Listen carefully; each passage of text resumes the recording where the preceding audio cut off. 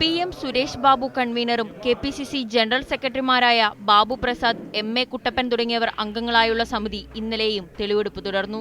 പരാതിക്കാരുടെ എണ്ണം വർദ്ധിച്ചതും ഘടകകക്ഷികളിൽപ്പെട്ടവർ പോലും DCC ഓഫീസിലെത്തി പരാതി നൽകിയതും മൂലം തെളിവെടുപ്പ് നീണ്ടുപോയി.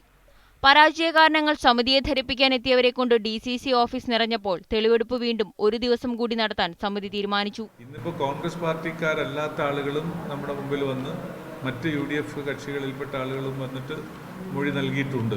അതുകൂടൊക്കെ പരിഗണിക്കും. ഇവിടെ ഒരു നിഗമനത്തിലെത്തത്തക്ക വിധത്തിലുള്ള ഒരു കാര്യങ്ങളിലേക്കും എത്തിയിട്ടില്ല. കാര്യമായ സജഷൻസ് ആണ് വന്നുകൊണ്ടിരിക്കുന്നത്. ഇവിടെ നടക്കുന്ന തെളിവെടുപ്പിന് ശേഷം ജില്ലാ കോൺഗ്രസിൽ നേതൃമാറ്റം ഉൾപ്പെടെയുള്ളവ നടക്കുമെന്ന് കോൺഗ്രസിലെ ഒരു പ്രബല വിഭാഗം വിശ്വസിക്കുന്നു. എന്നാൽ പഴയ പത്മരാജ കമ്മീഷൻ പോലെയോ വക്കം പുരുഷോത്തമൻ കമ്മീഷൻ പോലെയോ റിപ്പോർട്ടുകൾ ഫ്രീസറിൽ ഉറങ്ങുമോ എന്നാണ് ചിലരെങ്കിലും പങ്കുവയ്ക്കുന്ന ആശങ്ക. മീഡിയ 1 ഇടുക്കി.